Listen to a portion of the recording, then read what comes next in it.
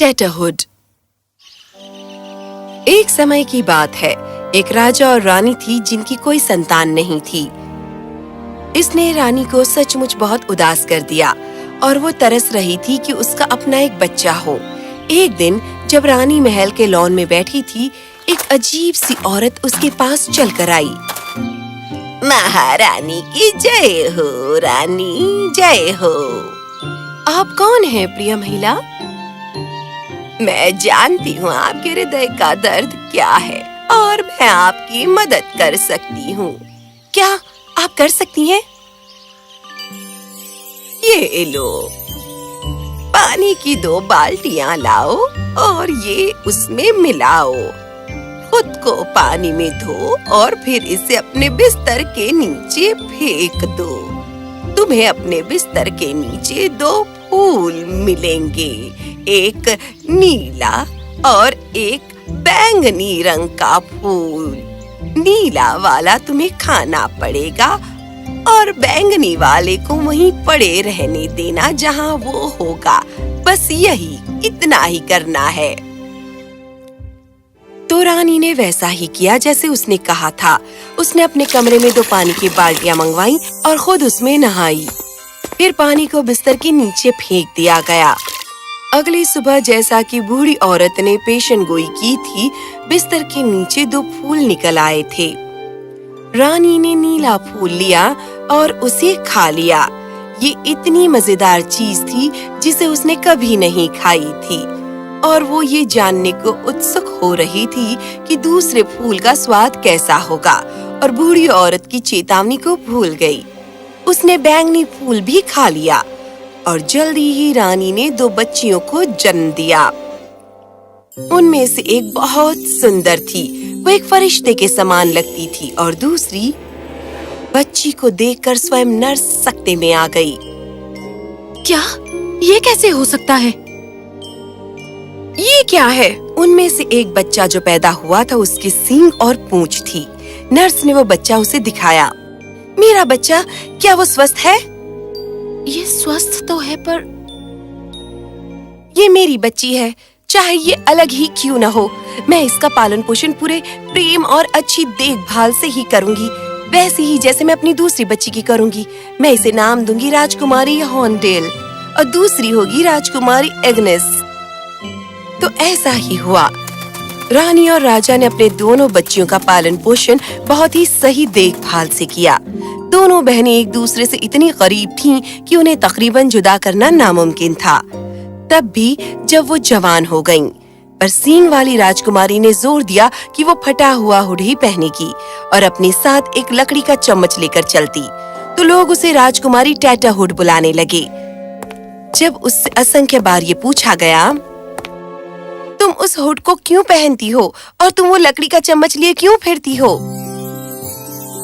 ताकि एक सच्चा प्रेम एक दिन उस हुड को ताज में बदल देगा और ये चम्मच बदल जाएगा फरिश्ते की छड़ी में। एक दिन महल में एक संदेश आया। ओह नहीं! क्या बात हो गई पिताजी? हमारे राज्य में ट्रोल्स का एक कबीला आ गया है और जैसा कि ट्रोल्स जिस भी राज्य में जाते हैं वहाँ यही करते हैं। वो क्रिसमस की शाम महल में उथल पुथल मचा देते हैं। पर ये बस उस एक रात के लिए ही तो है। चलो उन्हें अपनी मर्जी कर लेने दो, फिर वो चले जाएंगे, है ना? बेशक मेरी प्रिय, वो अक्सर महल की वो चीजें ले जाते हैं जो महल में सबसे ज्यादा जादुई होती हैं, और हमारे यहाँ सबसे जादुई हैं हमारी बेटियाँ।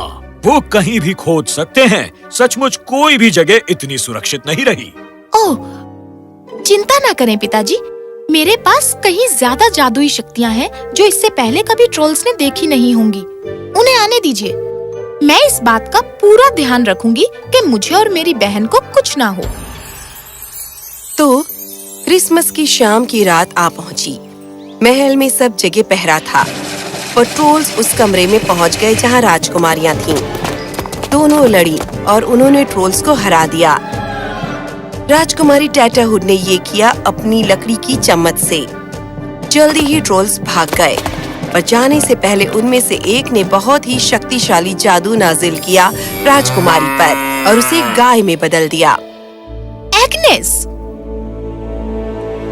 महल में हर कोई उसे देखकर उदास हो गया जो ट्रोल्स ने किया था, पर राजकुमारी टेटरहुड उसमें से कुछ बर्दाश्त करने वाली नहीं थी। मेरी बेचारी बेटी, अब हम क्या करेंगे? मैं जानती हूँ कि ट्रोल्स कहाँ रहते हैं। वो 3 सागरों के पार एक किले में रहते हैं और 3 सागरों के बीचों बीच पानी में जादू है। उससे मैं ट्रोल्स को हरा सकती हूँ और एग्निस को उसके वास्तविक रूप में वापस ला सकती हूँ। 3 सागरों के बीचों बीच जादू का पानी? मैंने इससे पहले ऐसी बात कभी नहीं सुनी। उसके लिए आपको ऐसा व्यक्ति होना पड़ता है जिसके पास सींग और पूंछ हो। पिताजी, मेरे लिए एक ऐसा जहाज तैयार कीजिए जो बहुत ज्यादा मजबूत हो और केवल एग्नेस और मैं उसमें बैठकर जाएंगे। मैं जल्दी ही सब कुछ ठीक कर दूंगी। तो 2 राजकुमारियां 3 सागरों के पार जहाज से गईं। हर सागर के बीचों बीच टेटरहुड ने पानी जमा किया, उसे अपने हंडे में डाला और अपनी लकड़ी के चम्मच से उसे हिलाया जब एग्नेस देख रही थी। जब तक तीसरे सागर का पानी डाला गया, पानी गहरा बैंगनी हो गया। टेटरहुड ने उसे एक घड़े में डाल दिया और वो उसे ट्रोल्स के किले के नीचे उठाकर ले गई। ट्रोल्स ने उसे देखा और आक्रमण किया। उसने अपना चम्मच बोतल में डुबोया और उस पर बैंगनी पानी छिड़का। वो इधर उधर भागने लगी जब तक वो उस ट्रोल्स तक नहीं पहुंच गई जिसने राजकुमारी एग्नेस पर जादू डाला था। मेहरबानी करके मुझ पर हमला मत कीजिए, प्लीज। तो तुम मेरी बहन को ठीक करो, उस पर से अपना जादू हटाओ इसी वक्त। राजकुमारी टेटरहुड ट्रोल्स को जहाज में ले गई और उसे बाध्य किया कि वो जादू हटाए। राजकुमारी एग्नेस अपने असली रूप में वापस आ गई, पर इससे पहले कि वो अपने जहाज में निकले, ट्रोल ने उन्हें चेतावनी दी। अगर तुम हमेशा अपने ही रूप में रहना चाहती हो तो तुम दोनों को अपना सच्चा प्रेम ढूंढना ही होगा, इससे पहले कि तुम अपने माता पिता के पास जाओ। अगर तुम अपने महल के फाटकों में बिना अपना सच्चा प्रेम ढूंढे दाखिल हुई तो तुम फिर से गाय बन जाओगी। मुझे क्षमा करना, पर ये जादू इसी तरह से काम करता है। ओह, अब हम क्या करेंगे? हमें सच्चा प्रेम कहाँ मिलेगा और हम कभी ये कैसे जान पाएंगे कि ये सच्चा है? चिंता ना करो बहन, मुझे बहुत अच्छे से मालूम है कि मुझे क्या करना है। सच्चे प्रेम की सच्ची परख होती है बलिदान। राजकुमारी टेटरहुड को बेशक ये मालूम था कि वो क्या करने वाली है। हमें पता नहीं कि कैसे, शायद ये उसके सींगों के कारण हो कि वो एक दूर दराज के मुल्क में जहाज से गई, जहाँ एक राजा अपने 2 पुत्रों के साथ रहता था। जब राजा की सेना ने एक सुंदर जहाज को, जो जितना मजबूत हो सकता था, अपने बंदरगाह में आते देखा, वो गए और राजा को इत्तला दी। महाराज, जहाज बहुत बड़ा है पर उसमें कोई सेना नहीं है। हमें केवल एक महिला ही दिखी जिसकी एक सींग थी और एक पूंछ थी। क्या? ये कैसे संभव हो सकता है? पिताजी, मुझे अनुमति दीजिए कि मैं जाकर जांच सकूं। नहीं भाई, उस तरह की महिला जादूग्रस्त हो सकती है या स्वयं जादूगरनी हो सकती है। मैं अपने छोटे भाई को जान जोखिम में डालने नहीं दूंगा। पिताजी, मैं जाऊंगा। जैसे कि मैं तुम्हें अकेले जाने दूंगा। हम दोनों जाएंगे और देखेंगे कि क्या हो रहा है वहाँ। तो दोनों राजकुमार उस जहाज की ओर चल पड़े। जब वो उसके डेक पर पहुँचे और उन्होंने पूछताछ की, दोनों राजकुमारियों ने उन्हें ट्रोल्स के बारे में बताया और ये कि उन्हें थोड़ा इधर उधर भटकना पड़ेगा घर जाने से पहले। हालांकि उन्होंने सच्चा प्रेम ढूंढने का जिक्र नहीं किया, क्योंकि इस तरह प्रेम नहीं ढूंढा जा सकता, क्योंकि वे राजकुमारियां थीं।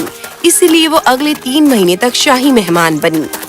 राजकुमार उन्हें देश भर में लेकर गए। वो बातें करते और एक साथ पिकनिक मनाते और ज्यादा समय नहीं बीता कि एग्नेस और बड़े राजकुमार को एक दूसरे से प्रेम हो गया। उस दिन बहनों को उस देश से निकलना पड़ा। बड़ा राजकुमार इसे और बर्दाश्त नहीं कर सका और उसने एग्नेस को बताया, अलविदा। मत जाओ, प्लीज मत जाओ। हम हमेशा के लिए यहाँ नहीं रह सकते। हम इस राज्य के नहीं हैं राजकुमार। पर मैं तुम्हें नहीं जाने दे सकता जब तक कि मैं अपना दिल तुम्हारे आगे खोल ना दूं। अगर तुम चाहो तो इसके लिए मुझे सजा दे सकती हो। अगर तुम्हें वो पसंद ना आए जो मैं अभी कहने वाला हूँ, और मुझे ईमानदार होना पड़ेगा, और मैं ये तुम्हें पूरे आदर के साथ कहता हूँ। बताइए क्या बात है राजकुमार? मुझे तुमसे बेहद प्रेम हो गया है राजकुमारी, और मैं तुमसे विवाह करना चाहता हूँ। क्या तुम मुझे अपने पति के रूप में स्वीकार करोगी? मेरी बहन तुमसे एक ही शर्त पर विवाह करेगी, यदि तुम्हारा भाई मुझसे विवाह करेगा तो। हाँ, मैं करूँगा। भाई नहीं, तुम मेरी खातिर किसी ऐसे से विवाह नहीं कर सकते जिसे तुम प्रेम नहीं करते। भाई, सच्चा प्रेम ढूंढना बहुत कठिन होता है, और तुम्हें अपना प्रेम मिल गया है। मैं शायद तुम्हारी दुल्हन की बहन के साथ खुश रहूं, पर तुम अगर अपने प्रेम से वंचित होते हो तो तुम कभी खुश नहीं रहोगे। क्या तुम देख नहीं सकते कि उसे भी तुमसे प्रेम है? बड़े वाले राजकुमार ने अपने छोटे भाई को मनाने की पूरी कोशिश कर ली कि वो टैटरहुड से शादी करने का ख्याल छोड़ दे, पर छोटा राजकुमार सुनने को तैयार नहीं था। राजकुमारी एग्नेस भी अपनी प्रिय बहन के विरुद्ध नहीं जाएगी। तो बहुत बहस और सोच विचार के बाद ये तय हुआ कि बड़ा राजकुमार राजकुमारी एग्नेस से विवाह करेगा और छोटा राजकुमार राजकुमारी टैटरहुड से विवाह करेगा। विवाह का दिन आ पहुंचा। टैटरहुड ने छोटे राजकुमार को अपने कमरे में बुलाया। आपने मुझे याद किया माय लेडी? हाँ, मैं ये पता करना चाहती थी कि क्या ऐसा कुछ भी नहीं जो तुम मुझसे कहना चाहोगे या मुझसे पूछना चाहते हो इससे पहले कि हमारा विवाह हो? मेरा भाई अपने सच्चे प्रेम से विवाह कर रहा है और मुझे इस बात की बहुत खुशी है। क्या तुम कुछ सुनना नहीं चाहोगे मेरे सींग, पूंछ और लकड़ी के चम्मच के बारे में? मैं तुम्हें उसी रूप में स्वीकार करता हूँ जैसी तुम हो, जबकि ये सच है कि मैं तुमसे प्रेम नहीं करता। मैं अवश्य ही देख सकता हूँ कि तुम खुशनुमा, भरोसेमंद और होशियार साथी बनी हो। तुम्हारे साथ देश भर में यात्रा करके मुझे बहुत आनंद आया और उम्मीद करता हूँ कि मेरी दोस्ती तुम्हारे लिए काफी होगी। मैं तुम्हें खुश रखने की पूरी कोशिश करूँगा, मैं वादा करता हूँ। इस पर मैं पूरी तरह भरोसा करती हूँ, ऐसे व्यक्ति के बारे में कि जो अपने भाई के लिए इतनी बड़ी कुर्बानी दे रहा है। पर मेरे भावी पति के रूप में तुम्हें सब कुछ जानने का अधिकार है, तो इसकी फिक्र ना करो कि यह गुस्ताखी लगेगी। बस तुम बात को स्पष्ट कहो, इसी बात से मुझे खुशी मिलेगी। तुम वो फटा हुआ हुड क्यों पहनती हो? कहाँ? कौन सा फटा हुआ हुड? तुम कैसे दुनिया के सबसे बेहतर ताज को एक फटा हुआ हुड समझने की गलती कर बैठे? हाँ? और तुम वो लकड़ी का चम्मच लेकर क्यों घूमती हो? कौन सा लकड़ी का चम्मच? हुजूर, ये सबसे सुंदर छड़ी है जो कोई भी राजकुमारी अपने साथ लेकर चलना चाहेगी। आखिर तुम इस रूप में क्यों जन्मी हो, सींगों और पूंछों के साथ? कौन कहता है कि मैं सींगों और पूंछों के साथ जन्मी हूँ? तुम बस कल्पना कर रहे होगे। तुम बहुत सुंदर हो, पर मुझे समझ में नहीं आ रहा कि क्या हुआ होगा। यह सच्चे प्रेम की शक्ति है राजकुमार। खैर, मैंने असल में तुमसे कभी प्रेम नहीं किया। पर तुम अवश्य ही अपने बड़े भाई से प्रेम करते हो, जिसके लिए तुम इतनी बड़ी कुर्बानी देने के लिए तैयार हो गए। और एक तरह से तुमने मुझसे भी प्रेम किया है, क्योंकि तुमने मुझे कभी भी अपने सींगों, पूंछों और मेरी विचित्रता के लिए कमतर महसूस नहीं होने दिया। मैं जैसी भी थी, तुमने हमेशा उसका आदर किया। ये भी एक ऐसे व्यक्ति की निशानी है जिसका सचमुच इंसाफ पसंद और नेक हृदय हो, और केवल ऐसा हृदय ही प्रेम कर सकता है। यही मेरी बहन एग्नेस और तुम्हारे भाई के बारे में भी सच है।